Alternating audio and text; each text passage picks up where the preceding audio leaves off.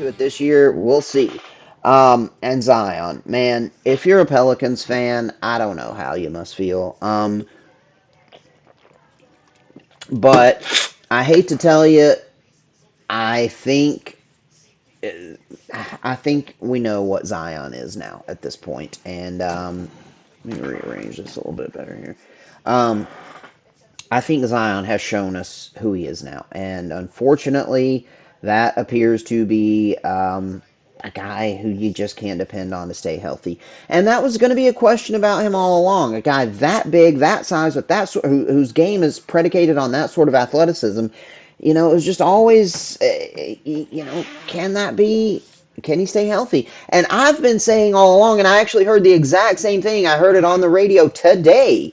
It was on Freddie and Harry, and Freddie said the exact same thing I have been saying about Zion. What he needs to do is go and study Charles Barkley's tape and look at the improvements he made, the upgrades, the changes he made to his game as his career progressed. Because Barkley was similar. I mean, he might not have, he was not nearly didn't have the jumping ability and athleticism, but he was that, sort of thick, undersized, pound you down low player, um, who was not as tall as any other power forwards in the league, but was just so dominant down there. But as he got older, he couldn't be as physical. He couldn't just rely on physicality anymore, and he improved his game. And that was even before it was so much of a jump shooting league. So Zion needs to add a jump shot to his game. He needs, and even still, I don't know. I mean, I hate it for Pelicans fans, but you got to think that they are now wishing they had picked John Morant, even with all of Ja's bullshit, which I, as a Grizzlies fan, am now living with. As I said, I'm sort of half Grizzlies, half Lakers, which, screw you if you have a problem with that. I am one of the most loyal fans in the world when it comes to my football teams. God knows I would not be a Tennessee fan, especially a Vols or Titans fan, but especially a Vols fan. I am not a fair weather fan when it comes to sports, but when it comes to basketball, I've just kind of been split. There's not even a team really close to me. I mean, honestly, the Hawks are closer to me than the Grizzlies, but I'm not going to root for them. I barely. It sometimes even feels a little weird me rooting for the Braves, but I've grown up a Braves fan. I'm wearing a Braves hat right now, actually, and that just feels a little. But even still, I feel a little odd about that sometimes. I can't root for the Hawks. I just can't. But the Grizzlies, I like, and especially I liked the Gasol, Randolph, Conley teams. I really love those teams, and I love John Morant. I hope he can get his head straight and maintain his maturity. Because God, he is special. He is special, and everybody's forgetting because he's out of sight, out of mind.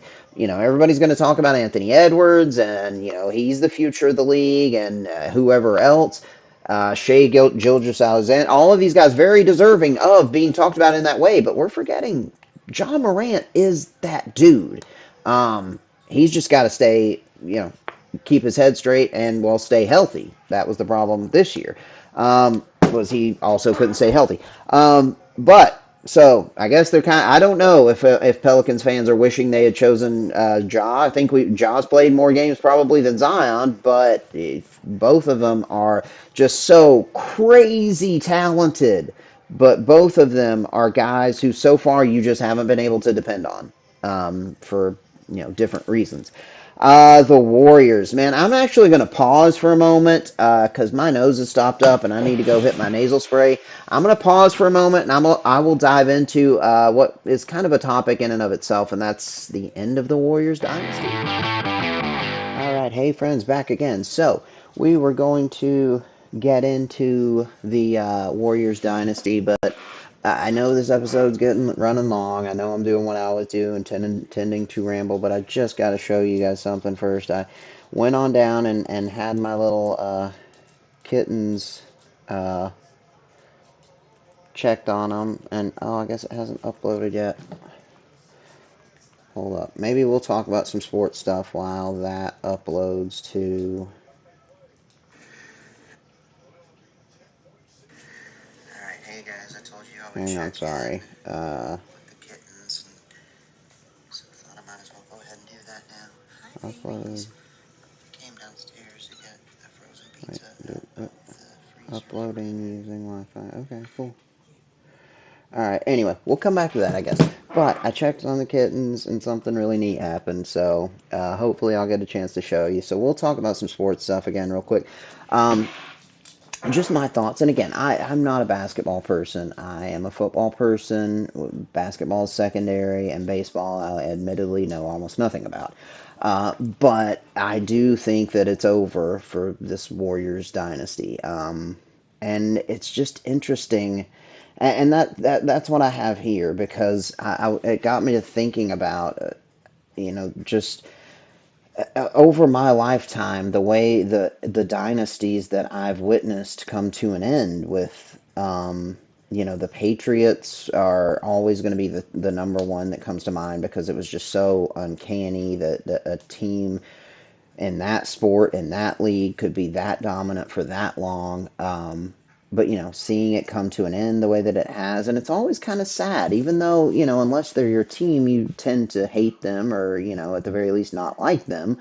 But it's still kind of sad to see it come to an end. And then the Kobe Lakers, that was one that I did like, but it was always sort of a like I've said, like I've tried to explain about my basketball fandom, it's felt not as true, not as real as, my Titans or my Vols, my local teams, even though, yeah, I'm a Lakers, because I always give people shit for, just picking a team and saying that's my team. Like, people around here who are Patriots fans, and people around here who are Warriors fans, and that's fine. If that's what you want to do, there's really nothing wrong with it. But I think there's something to be said for loyalty to your local team. I mean, now if you don't like them, you don't like them, and that's whatever. I mean, there's nothing, there are no laws to this, obviously, but I think there really is something special about a person who comes from an area, grew up rooting for this team, and sticks with them. And anyway, even though I was a Kobe fan, I've never even been west of Texas. I don't have anything to do with Los Angeles, so it didn't feel as real. Anyway, I'm getting off topic. And plus, even that, I don't know, was the same level of success as the Patriots. And then who else? What others have we seen? I mean, there were the Yankees with Derek Jeter. That I don't know if you would consider that a dynasty, but they were always going to be relevant. During the whole Jeter era, really. Um, but yeah, it's just the two that really come to mind right now are the Patriots because we're seeing, still sort of the final nail in the coffin, I guess. Now this past offseason with the firing of Bill Belichick. But we saw it deteriorate over time with the Brady Belichick relationship, and then Brady eventually leaving, and then the Patriots just going downhill, downhill, downhill, and the Patriot way falling apart, and now it's done. The Warriors, it feels like this dynasty, while it's a very different thing, it's just a similar. There are similarities because of the levels of success they've had. It feels like this is now the early stages of the end. I would not keep Clay Thompson at all because you cannot rely on him. And if you keep him, even if he takes a significantly reduced salary, how much can you depend on him? He's been so crazy inconsistent over the past couple of years, really, but especially this year. What was he? 0 for 10 last night. And if he's on the team, you're going to depend on him. You're going to want him to be the other Splash Brother. they're probably going to keep Draymond at a reduced salary, which I'm good with that. He's a big part of the team. But the guys that they really sort of hoped were going to develop haven't so far, like Kaminga and Wiggins did not take that next step forward like they were hoping. I heard that they were talking about that on the radio as well. That they've got this contract with Wiggins now where it's like over 25 million a year for the next 3 years, and then a player option I think on top of that. I think they could trade him if they wanted to because he was a former number one overall pick. People are still going to be excited by the potential and the possibilities and the athleticism and everything that's there with him. I think they could trade him. I don't think it would be like just a salary dump where they don't have to give up something. I think they could get something for him, and I think that'd be worth considering. Steph's still one of the best players in basketball, and yeah, I mean, there's no thought about that. Whatever you're going to do, if you still want to have any chance of winning over the next couple of years, you've got to try to maximize the last couple of years you're going to have with Steph like this. But yeah, I think we have seen the end of the. And another reason why that dynasty is so different, I think, than others is because of the Kevin Durant era. There's nothing else that I can't compare that to any other dynasty in any other sport that had a situation like that. Maybe someone out there has. I mean, I guess I mentioned the Yankees. You could think about when A-Rod came to the Yankees, maybe as being similar, but it was just it was strange because there was this team that was already on top of the world, had already won a championship, and then the year after that, they set the regular season wins total was 70, was it 73, 72 or 73, whatever it was. And this team's already on the mountaintop, and then here comes the second best player in basketball at that time to join them and they win a couple more championships with him. And then when he leaves, you wonder, are they going to be able to recover? They had that year where Steph and Clay were both injured, and they got a high pick that they wasted. But you thought, maybe it's that's the end of that. But then a couple years, they win another championship with just the core three again, and the supporting cast of the young guys, the Kaminga, Gary Payton, Kevon Looney, and those guys. So it was, you thought, okay, they can continue to keep this going. It's not over now without Durant and an older, core trio. But now I think we've seen the league has sort of everybody's caught up to them. Lots of teams have surpassed them.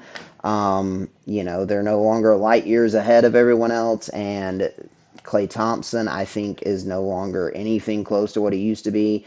Draymond is still valuable, but he's not going to be the second best player on a championship team.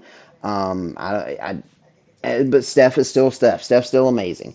So I think there's still chances for them, but they need to make some big changes and they need to accept that this group, as it is probably done.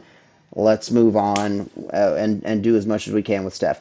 Okay, I'm going to have to take another really quick break because I just heard my oven preheated. I'm going to go stick my lonely man, single man frozen pizza in the oven, and I'll be right back. All right, I hope you enjoyed part two. Stay tuned for the finale.